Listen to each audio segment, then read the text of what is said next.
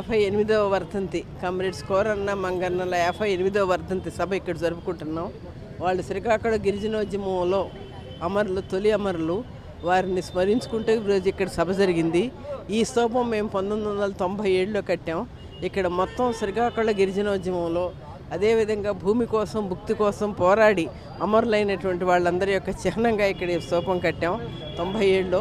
ఆ స్తూపం కట్టిన తర్వాత గత 10 సంవత్సరాల నుంచి శ్రీకాకుళం జిల్లాలో ఎవరైతే భూమి, భుక్తి, విముక్తి కోసం పోరాటం చేశారో వాళ్ళందరినీ స్మరించుకుంటూ ఈరోజు మనం చేయవలసినటువంటి కర్తవ్యాలేంటి, ఈరోజు పాలకులు ఎలా ఉన్నారు, మనం మన యొక్క అవసరాలని, మన యొక్క జీవితాలని ముందుకు తీసుకెళ్లేటువంటి విధంగా ఈ పాలకుల యొక్క విధానాలు ఉన్నాయా లేవా అనేటువంటి విషయాన్ని మేము చర్చించుకుంటూ ప్రజలకు సంబంధించినటువంటి దాంట్లో ఈరోజు భూమి, నీరు, సముద్రాలు, సహజ సంపద, కొండలు, అడవులు అన్నిటినీ రక్షించుకోవాల్సినటువంటి బాధ్యత, కాపాడుకోవాల్సినటువంటి బాధ్యత ప్రజల మీద, ప్రజా ఉద్యమాల మీద ఉందని మేము బలంగా ఫీల్ అవుతూ అదే సందేశాన్ని ఈ సభ సందర్భంగా ప్రజలకు మేము అందజేసాం.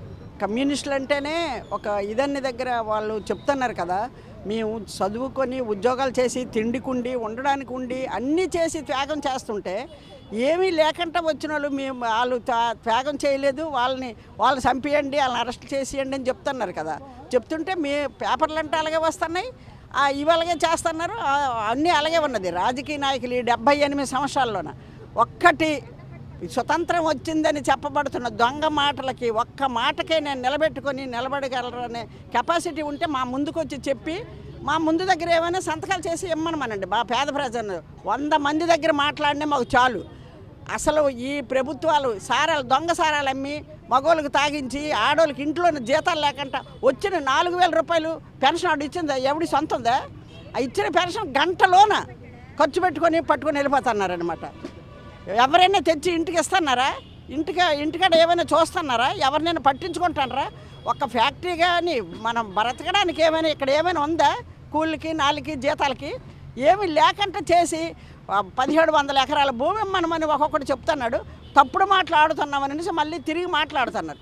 కరెక్ట్ అయిన మాటలు ఇది అని ఏ జడ్జి కానీ, ఏ కోర్టు కానీ, ఏ రాజకీయ నాయకుడు కానీ ఒక్కళ్ళు మా దగ్గరకు వచ్చి చెప్పానండి, మేము దానికి ఛాలెంజ్ చేస్తాం. మా జీవితాల కంటే వాళ్ళ జీవితాలు ఎక్కువ కాదు. మా స్తూపాన్ని చూస్తే భయం వేసిందట ఒక్కొక్కడికును.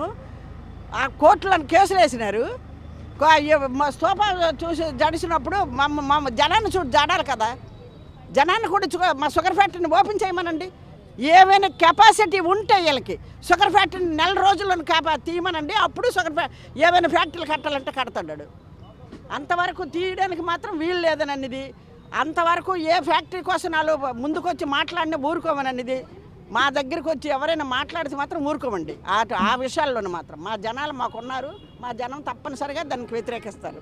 తెలుగులో న్యూస్ కి ఫాస్టెస్ట్ యాప్ ఇప్పుడు టోటలీ న్యూ అవతార్లో జస్ట్ 5 seconds లో కంప్లీట్ న్యూస్. సోషల్ మీడియాలో ట్రెండ్స్ కి one stop solution. Live TV app voice search option తో ఇప్పుడే డౌన్లోడ్ చేయండి లేదా అప్డేట్ అయిపోండి. యాప్ లింక్ డిస్క్రిప్షన్ లో ఉంది.